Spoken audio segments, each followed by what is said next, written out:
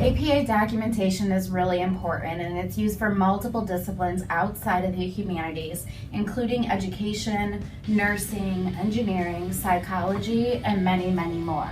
It's also used, and this is a big one, for publications.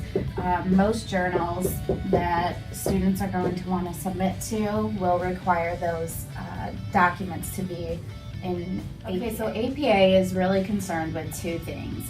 It's concerned with who the research is from,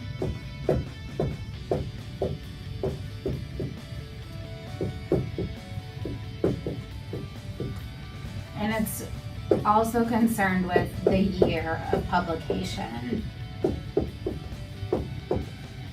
How recent is the information that you are using to support your ideas and your argument? So APA is concerned with who the research is from and the year of publication, because it describes a lot, or it says a lot about your credibility and reliability in who you're citing, where you're getting your information from.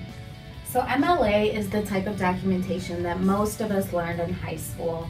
And there are similarities and differences between MLA and APA. Both require the author, so the author is important in both styles of documentation. MLA is more concerned with, where do I find this information that you're citing? What page do I need to go to be able to locate it? APA, however, is more concerned with how recent is this research that you're using, because then that determines the relevancy to your argument. So they want to know, what year are you pulling this information from? So APA's title page is very different than MLA's title page. Here's a diagram of what your title page should look like. You're going to have the words running head at the top of your first page, and then you're going to have a shortened version of your title. If you notice here, my title of this paper is Educational Reform, a Case Study. Educational Reform is going to be in all capital letters, and this running head is meant to, it's keywords for research and publication, basically. You're going to have your page number with no last name on your title page, and then this information is going to be about a third of the way down on your first page. You're going to have your title, your name, and the name of your university. And all of this information is going to be centered on your page. You're also going to be using 12-point font Times New Roman. Okay, so for the second page of your APA paper, you're still going to have a running head. However, you're not going to use the words running head. You're just going to have educational reform. It's still going to be in all capital letters.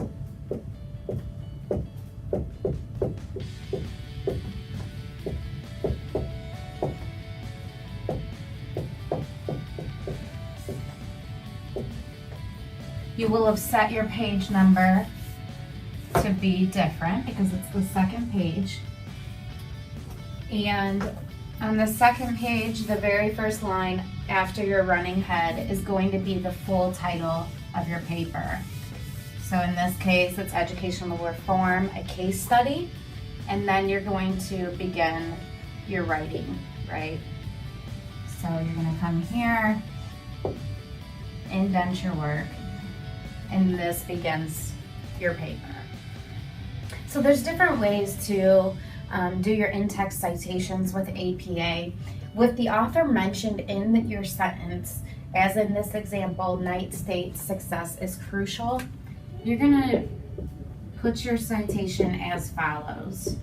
Knight, and if the year that he said this was in 2000, you're going to put that in parentheses, states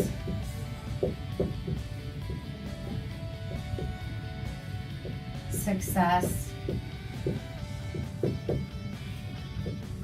is crucial. Now, since you've already stated the year of publication, now we just need to state what page number it's found. So, the way to do that is P dot, and if this was on page 5, and then you end your sentence. Okay, so using the exact same sentence that we used, but with no author mentioned within the sentence, we do our citation differently. So if I just use success is crucial, the way that I'm going to do this citation is as follows. Success is crucial. And we know that Knight is the one that said this. So we're going to put his last name, the year that he said it,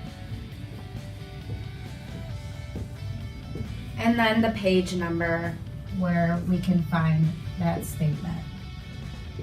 This is also used for if paraphrased or summarized information, not just for direct quotes.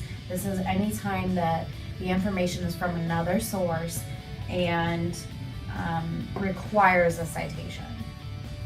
Okay, so for APA documentation, when you have multiple authors from a research source, which you'll run into a lot, the very first time that you use those authors in the sentence, you have to write each of the authors' names with the and sign in between. So in this example, Baker, Long, and Peters in the year 2000 state that life is powerful. Now, any time after that first time when you go to cite this, you're going to do it as follows. Baker et al., E-T-A-L, then the year 2000, state that life is powerful. And because you've already mentioned the author's names, you don't need it in the citation. And you've already mentioned the year, so now the only thing that's missing is that page number.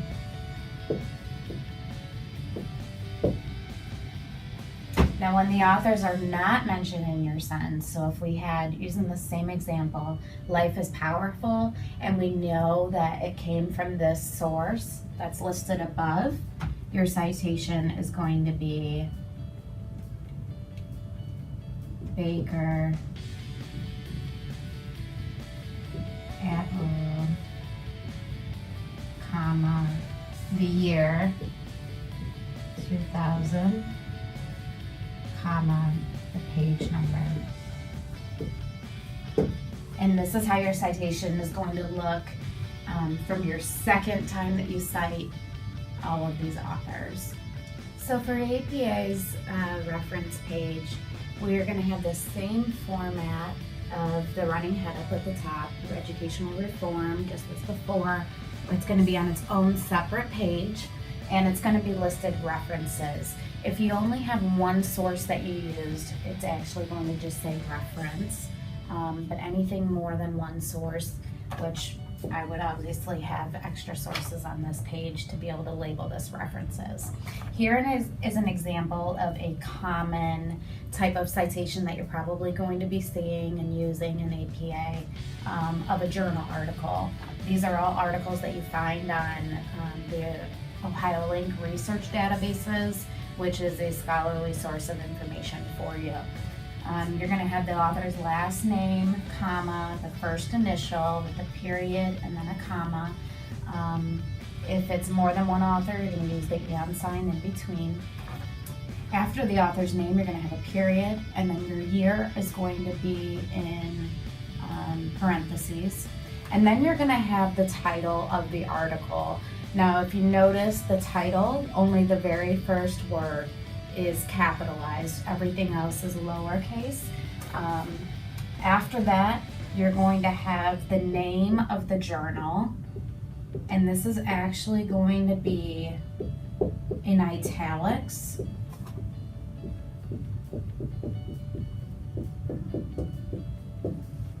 And also your volume number is going to be in italics. And then you have your issue in parentheses that is not italicized, comma, and then the page numbers for the article. Notice that there's also a hanging indent. So you start at the left, side of the paper. Anything after that first line is an indent in. So to close out this tutoring module on APA documentation, if you have any questions regarding APA, you can visit the Purdue OWL online. You can also visit our Writing Center webpage, where we have resources such as a quick guide to APA documentation and formatting available for you. And you can most certainly come and visit the Writing Center and meet with one of our tutors here that is more than willing to assist you with all of your paper needs and your documentation.